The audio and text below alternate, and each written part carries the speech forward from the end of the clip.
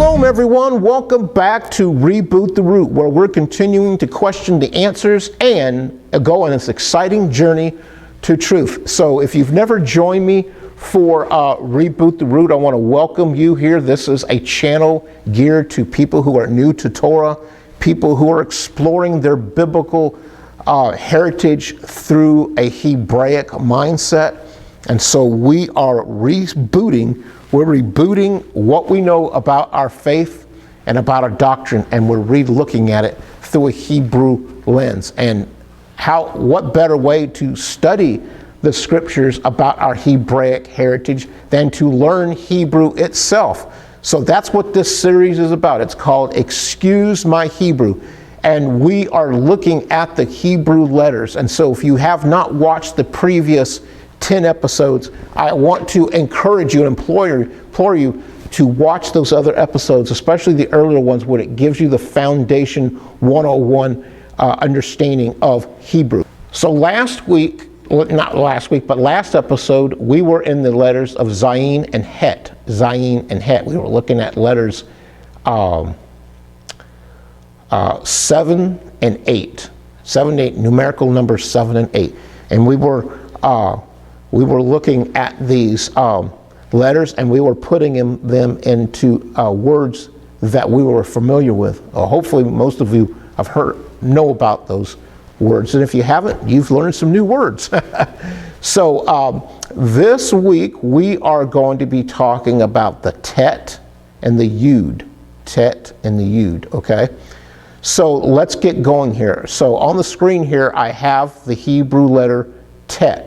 And it kind of looks like a letter where it's kind of caving in on itself.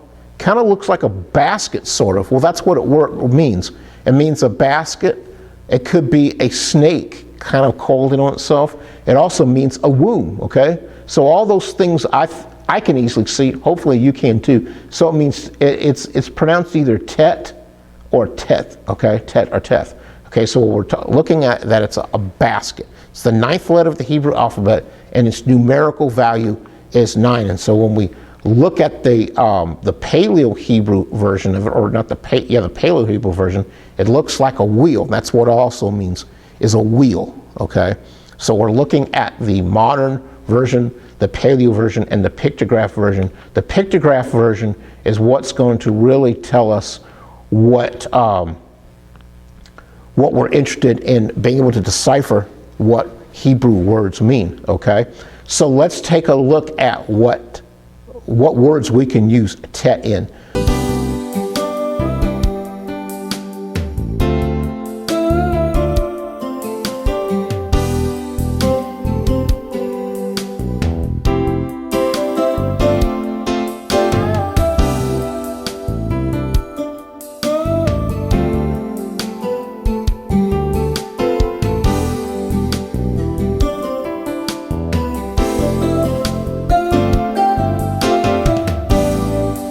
Okay, so now we move on to the next letter, which is Yud or Yod. Yod or Yud, and it kind of looks like an apostrophe, does it not? Well, this is the smallest letter. It is the iota. It is the iota of Hebrew. The Greek word iota means the smallest amount. So this is the smallest Hebrew letter in the alphabet, okay? And so seeing that it is the 10th letter of the Hebrew alphabet, its numerical value is 10. And so this is the 10th letter, means the letter 10. And this is an important number. A lot of things in the Bible are represented by 10, like the 10 Commandments, okay? In this Hebrew letter of Yud, it means an arm. It also means a closed hand, okay?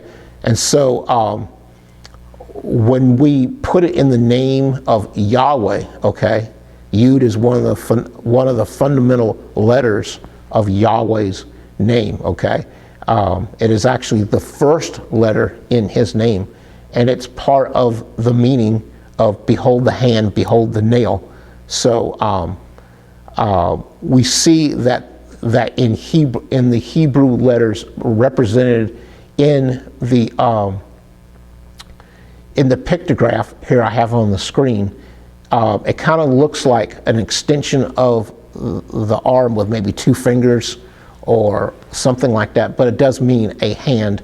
And they also see how it's presented in Paleo Hebrew as well. So this is Yud. It is the numerical value of 10. So now we look at some Hebrew words that use Yud, okay? And so we've gone over this word called Ivarit, meaning Hebrew, before, but let's look at it again using the Yud. So we start off with the Ayin, followed by the Vet, okay? Followed by the Resh, followed by the Yud, and then concludes with a Tav, and that is Ivarit. And we talked about where Ivarit comes from. It comes from one of Abraham's ancestors. You know, Abraham was the first Hebrew, so there was an ancestor called Eber, okay, or Ever, and that's where Ivarit or Hebrew comes from. Then we have a very familiar word which we already just talked about, sort of, which is Yahweh, or it could be pronounced Yahweh, okay, and that is Yod He Vav He, and so we see that spelled with a Yod, a He, a Vav, and a He. So that's Yod He Vav He. And then we have another house that we're familiar with that's called Beit or Bayit, and that means a house, and that's spelled with a Bet, a Yod, and a Tav. Our next one that next 2 ones we're very interested in, very familiar with. The first one is Israel, and it means Israel, okay? So there's no English form of that because that is a Hebrew word, Israel. Okay, and that starts off with a Yud, and then we see we have another vowel point under that, and that is a Hirik. Hirik is that vowel point under the Yud. So we would pronounce that E, because you know the Yud is another one that has like a silent sound. So we would say E, okay, and then it's followed by the Sheen, and that also, again, we see that it has the Shiva underneath it. But when we get to the letter Sheen, we're going to see there's a dot on the left and a dot on the right. So if it's on the right, it's pronounced sha. If it's on the left, it makes a sound like in this word, is, okay? And then we go into the next letter with a resh, and that have a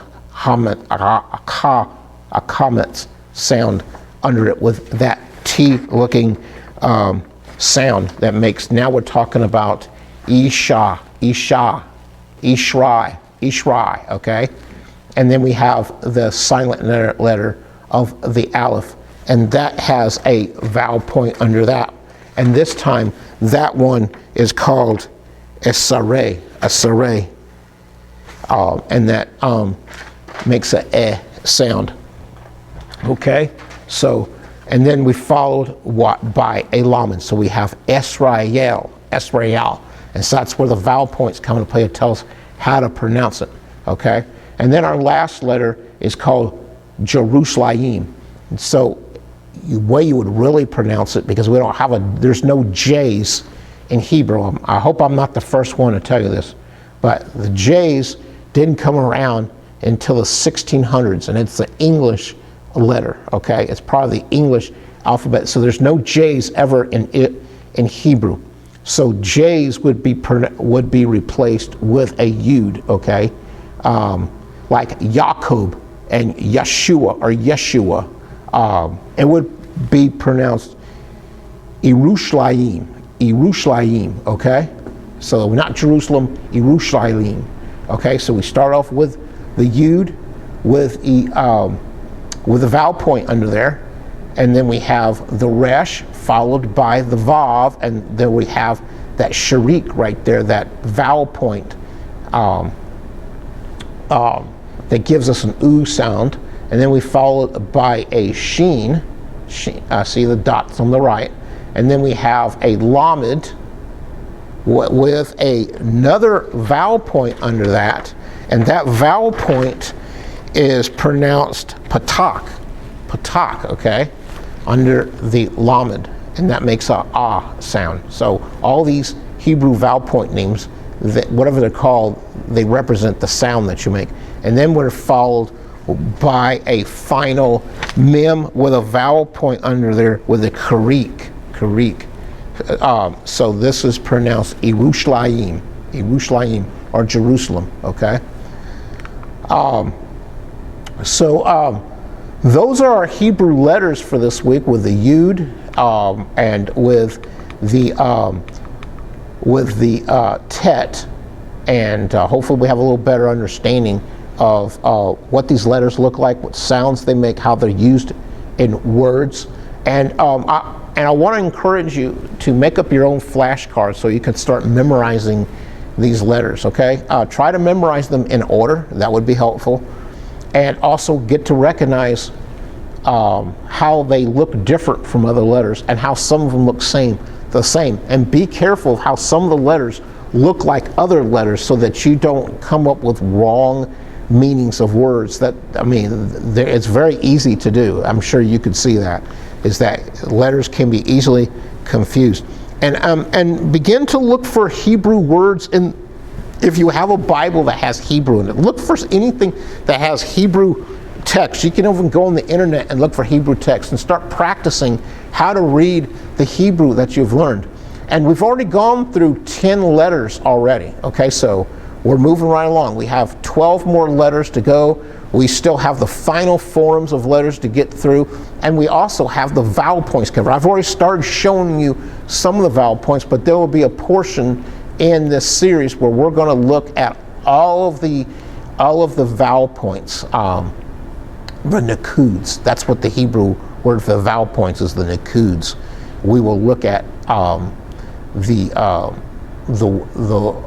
vowel points and how they fit in with pronouncing our words, okay? Well, that's about all the time we have for this episode of Excuse My Hebrew. It's also time for us to excuse ourselves from this episode of Reboot the Root. And if you've never become a subscriber to this channel, do you remember how shalom is spelled? Spelled with a sheen, a lamed, and a mem. Shalom.